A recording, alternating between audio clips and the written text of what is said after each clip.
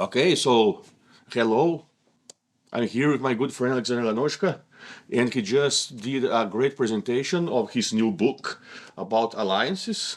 And well, that is my first question. So tell us, please, what is your book about, and what are the main takeaways, the main conclusions? Well, thank you very much. It's a pleasure to be back in Riga.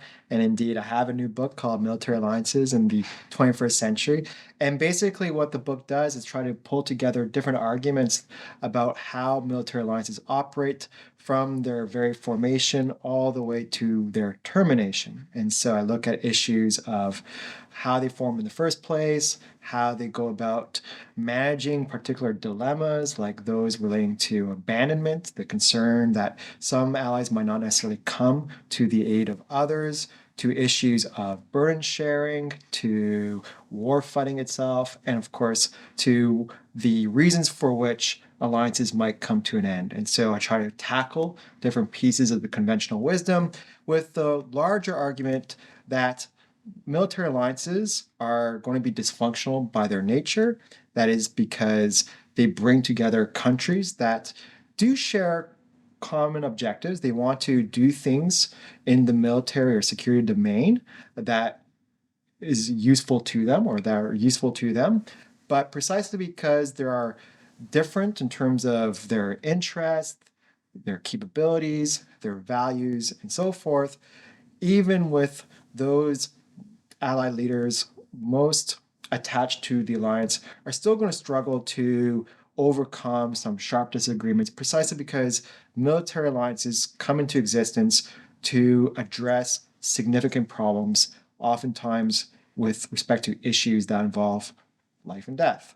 And as such, it's natural for those disagreements to come into being. The greater the stakes, the sharper those disagreements are. And as such, a lot of the controversies that have been undermining or characterizing NATO recently are in fact very normal. And indeed, if you look at the history of NATO, it really is a history of crisis upon crisis. And so our current predicament is actually a very familiar one from the standpoint of history. And that's basically the argument of the book.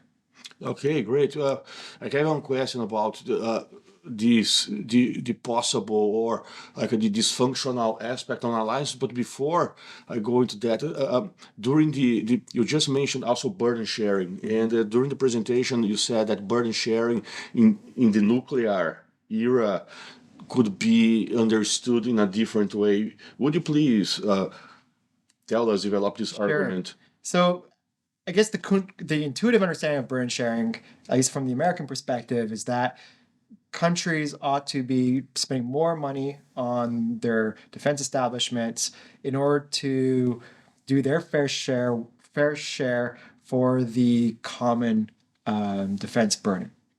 And so it's important for allies to spend as much as they can towards that end. And indeed, there are good reasons for it. After all, defense spending is a good predictor of, say, military assistance to Ukraine. Those countries that spend on their military establishments tend to give more to Ukraine. So there's certainly that aspect to it. However, historically, from an alliance perspective, burden sharing controversies are rather new. They really only started to be a thing in the 1950s. And I think that in itself is instructive because that was a time when countries were struggling to think about the relationship between conventional military power and deterrence, not least because of nuclear weapons becoming a thing and indeed a central preoccupation of military establishments on their own right. So it's not entirely clear to what extent contributions to the collective defense burden matter from an alliance perspective if it is the case that nuclear weapons are what ultimately backstop the alliance. So Hmm. I think in the case of the Baltic countries, for example, there is a tendency to think that if Russia were to attack, God forbid, the situation would escalate to the nuclear realm very quickly. Hmm. Possibly. We don't know that. And as such, if that is the view, if you take seriously that perspective, then it's not entirely clear what conventional military power does in that sort of scenario. Of course, we can devise arguments about how they are important for warfighting, for holding up Russian aggression, for providing reinforcements, and so forth. We see that in vivid detail in Russia's war against Ukraine, of course. But again, if things go nuclear as quickly as some might think, then this all may be moot. And that creates a bit of a tension or a paradox, as it were, in how to think about defense burden sharing. Oh, okay. Another important question, like about this, let's say, dysfunctionality within alliance in NATO. We have countries, of course. Each country has its own view, its own strategic view, and well, Finland just joined NATO, and but Sweden didn't because Turkey is still vetoing it, and. Of course, the question isn't about having or not having Turkey. Of course, we should have Turkey. That's not at stake. Well, But some say not, but yeah, sure. Some say not. Yeah. But I say that we should. Right. Yeah. But some say not. Yes, you're right. Pick it out. Yeah. But what do we do then, like in this case? Because Sure. of course, like adding Sweden to a SAP would be like a very very beneficial Sure. for the security of the Baltic, the entire Baltic region, and so we have Turkey, we have Hungary also with some let's say Some specific yeah. yeah. So what do you think what Well, I don't think the solution is to kick them out. That's an all too easy solution that probably cause more problems, especially with respect to Turkey because of its very important geostrategic location. I mean, look, I think there are certain bilateral issues in that particular relationship, especially between Turkey and Sweden. I think Hungary is kind of just going along for the ride for its own sake. But with respect to Turkey and Sweden, there are those sorts of issues. And it's not entirely surprising. It's a 31 member going on 32 member alliance. You expect there to be disagreements. It's actually amazing that the alliance has lived so long as it has to enlarge to the extent that it has, given how diverse its membership is. We lose sight of that. And that diversity is the source of strength, but it can also be a source of friction for the reasons that I pointed out earlier. It's up to those sovereign governments to decide how to compromise over these issues. I suspect eventually they will, because they tend to do that. Hungary especially tends to do that. Wink, wink. Yeah. So I think that's normal. I think it'll be fine. And so it's just the stuff of politics. Okay. What's peculiar again about Sweden and Finland that is worth highlighting is that already they actually exhibit very, very high levels of defense cooperation in a way that's unusual for countries not formally allied as they had been prior to 2022 and 23. Indeed, they exhibit far higher levels of, say, defense institutionalization with NATO or members of NATO than they had what we have seen between, say, China and North Korea. Yeah. When was the last time you heard of the Chinese and the North Koreans conducting a military exercise? Well, Exactly. yes. Yeah. Yeah. Right. But Sweden, before 2022, had organized or took part in military exercises that were basically Article 5 in nature. Yeah, but that's That's in reality. weird. That's Yes. weird. No, I don't think it's weird, because in reality, if you see the Swedish defense plan, I mean, if you see like how the Swedish think strategically, Sweden always been Sweden was or is already a NATO Yeah. member, but it's not officially. But the plans, the defense plans, and as you said, they do exercises. They are inside NATO very much. So and basically because of the bilateral agreements, I mean, if someone attacks Sweden, then Norway and Denmark will also come to help. Right. So it's Article 5. So it's so basically it's just a matter of officializing, right? Yeah. They were neutral, but on our side. Yes, neutral, but on our side. Yeah. And in fact, what's interesting is that even during the Cold War, some U.S. decision makers saw Sweden as a better ally Yeah. than say some NATO members because of Yes. the military that feel. Now, of course, it was not an ally, but that was the peculiar situation Yes. that characterized Northern Europe at that time in terms Yeah, of yeah, security right. environment. Yeah, right, right. Yeah. Okay, but like we just like I mentioned, Sweden and Finland joining NATO, and what about Ukraine? Because probably not happening now, but when the war ends, and let's hope the war is ending as soon as possible. So if Ukraine then becomes a NATO member, Sure. what does it mean for NATO itself and for European security?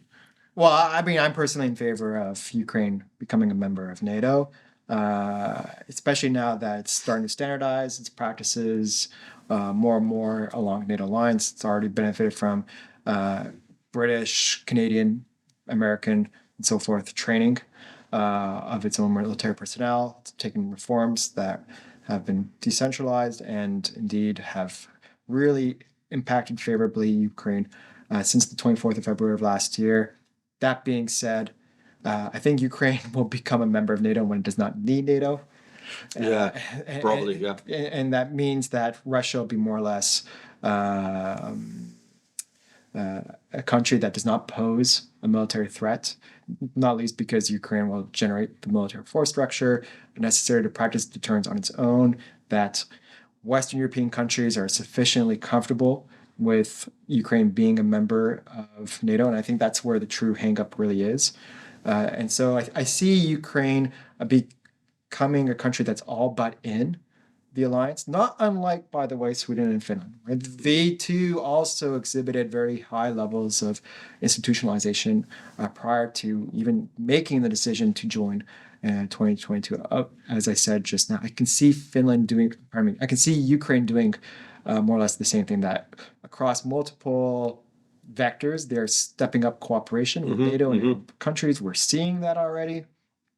But whether they actually become a member of the alliance, I don't see it unless, of course, the threat environment shifts so much that countries are willing to do so. But again, in that sort of situation, Ukraine may not need it. Yeah, right. So Yeah. that's I think unfortunately the case. Yes, I agree with you. I think, Yeah, I mean Europe benefits tremendously from all the sacrifice that Ukraine is taking. Sure. It makes Yes. deterrence easier. Yes, yeah, absolutely. Yes, It's a bit yes. brutal to think, but that is unfortunately the way. It's very unjust, but Yes, it's very unjust and very sad. Absolutely. Yes. Yeah. Well, but then you have Russia and we have China and okay, North Korea obviously, but as always. Very desirable. Yes. So Russia, China, then you have Brazil in some extent, and India. And I mean, there's the global south that these countries have a let's call it a anti sentiment, they had a negative sentiment about the West. And do you think that this anti-Western sentiment that sure, of course, we have a historical roots for that since colonial times, Sure. and there are many more recent economic and political issues that also might result in these I think Western COVID is actually a good sentiment. example of that. Yes. I think us in the global north. I mean, global south, global north are big concepts that don't really mean much, but let's just invoke them all the same for the sake of simplicity. All the vaccines went to global north because we bought them up. And then we gave up whatever was remaining, or we just let our existing stockpiles simply expire. Yeah. And so there's a lot of how to put it, resentment. Right. But do you think that this resentment strong enough for resulting in a strong alliance against the West? I don't see it. So countries, of course, have their own experiences with Russia or with China, for that matter. They're going to make assessments as to what to do based on those experiences. But even so, a number of countries have joined the United States, European allies, Japan, and so forth in various votes in the United Nations General Assembly. I saw some news just the other day that, in fact, more countries, at least in terms of public opinion polling, have expressed unease regarding Russia's own activities. And indeed, if you think about it, countries of the global south, again, with all the caveats that come with that particular category, have a lot to lose in a world where power makes right and norms of territorial integrity are very much weakened precisely because Russia succeeds in doing whatever it is trying to achieve in Ukraine. To be sure, there is indeed a lot of resentment towards the West. A lot of that resentment is probably very well founded, quite frankly, and we do ourselves a disservice overlooking that resentment. But again, I can't help but think of this very eloquent speech given by the Kenyan ambassador to the United Nations, the eve of the special military operation, about how exactly if this were to succeed as a military campaign that Russia initiated against Ukraine, then that would be terrible for countries like Kenya that had experienced colonization and the difficulties of decolonization to get back to a world where these sorts of rules, however loosely played sometimes, Western governments abided by those rules. You still want to have those rules in the books and have some degree of respect for those rules and not for them to be run roughshod by authoritarian countries that do take on a very colonial perspective vis-a-vis their neighbors. Because if that's the case between Russia and Ukraine, then we don't want to see that replicated elsewhere. Yeah, the smaller countries certainly have the most to lose. Yeah, right, exactly. But again, about Russia, I mean, Russia tried to do alliance, and for example, the Eurasian Union failed miserably, right? Like it was really, it went nowhere, Like and putting bans on foodstuffs. yes, right, yeah. Failure. Right, yeah. And but then thinking like of the relationship between Russia and China, and okay, we can add other countries, Sure, and so on. But considering China's size and like I mean, the size of the Chinese economy, the size of the Chinese population, and so on. Like China is huge. Yeah. So isn't that like in Russia's case, it might be forced to assume, let's say, an inferior or like what other word we could use? Yes, inferior, a lesser position, like in any sort of alliance. Well, I still want to. Well, before talking about China, I mean, the case of Russia and its own alliance management strategies are very interesting because 2022 represented both the heyday and the nadir. So the heyday being the successful intervention in Kazakhstan, in early January. That, yes, it was brutal, and I don't want to make light of that brutality, but it exceeded most people's expectations insofar as they went in there with a multinational force to suppress the protesters, yes, in a brutal manner, but they got out of it very quickly. And it seemed to give a new lease of life in this collective security treaty organization. And everyone was starting to say, oh, maybe the CSTO actually amounts to something. But when Russia launched the invasion, and then when it turned out that that invasion was not going according to plan, how many CSTO members actually gave any sort of assistance to Russia? Yes. Even Belarus, has refused to send ground forces into Ukraine. Right. And there were some stories of Armenia providing military assistance, but none of them, I think, turned out to be true. And indeed, rumors. Rumors, but there were all these territorial disputes involving, I think, Uzbekistan and so forth, on lines that have not yet been delimited. And Azerbaijan, of course, has its own issues with Armenia has had its own issues with Azerbaijan. So the CSTO quickly seemed to have fallen apart. And they couldn't even reach an agreement Yeah. in November of last year in Yerevan. So yeah, these are authoritarian countries in general, with the exception of Armenia, of course. They can barely get together, notwithstanding that one success in Kazakhstan. And with respect to China, I mean, their ally is North Korea. I mean, what's more to say than that? Yeah. Yes, they have, of course, developed relations with Pakistan. The United States also had an alliance with Pakistan and was very frustrating from their experience. I don't imagine it'll be necessarily an easy one. Of course, China can say that does not care about some things like human rights and sort of the things that U.S. policymakers have tended to emphasize in various discursive frames. But even so, it seems like China does not really have much of an interest in acquiring military alliances in the sort of spirit of what the United States has, like has a strategic partnership, presumably one without limits with Russia. Seems to have lots of limits though. Yeah. Right. And they don't want to use the word alliance there. Yes, China has been developing partnerships. These partnerships vary in terms of their intensity. Some of them, in fact, end with extensive debt. And indeed, China has assumed a lot of risk in some of those relationships.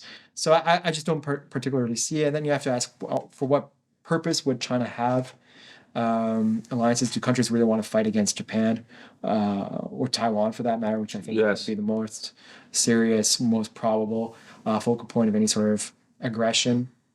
Now, of course, China sees itself as a defensive actor, but I'm not entirely clear with respect to the Taiwanese situation.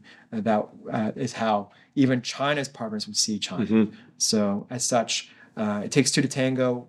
You have to have two countries willing to come to an alliance and understand it as an alliance. Russia and China cannot even come to that shared understanding. I have trouble seeing other countries doing that. I see. Okay, but my last question then is has Russia lost the war already? Well, so I think relative to what it wanted to achieve, it has not succeeded.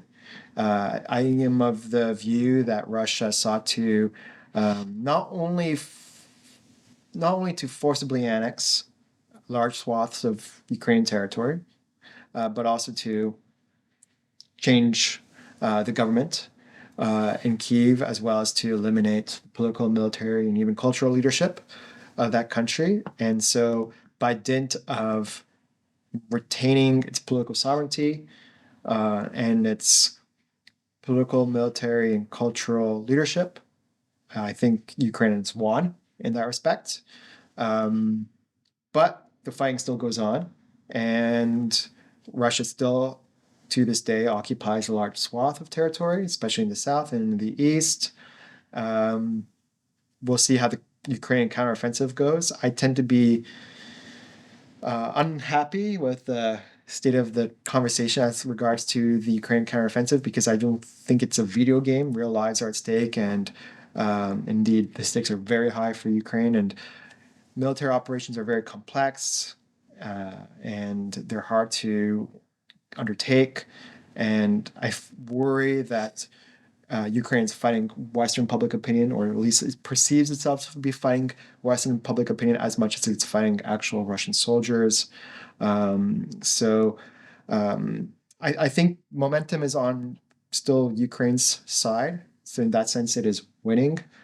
But of course, Russia still has inflicted a lot of punishment, has inflicted a lot of cost, and it has taken a lot of territory. And so maybe from Putin's perspective, he's not quite lost, but maybe he's not quite won either. So it's perhaps a much more ambiguous outcome. I tend to be optimistic about Ukraine's chances all the same. I think the optimists have been much more correct about the war than the pessimists. I think the pessimists have largely got things wrong in terms of the ability of Ukraine to repel the initial invasion, to take back territory, to absorb new weapons, to train its military personnel, to rotate its military personnel. Ukraine did all those things that many Western governments, until very recently, did not think it could do, let alone what Russia thought it could do. So I think Ukraine certainly has had much more success relative to the expectations that people had, and in that sense, it had won. Okay. Thank you very much. Thank you very It much. was a pleasure. Likewise.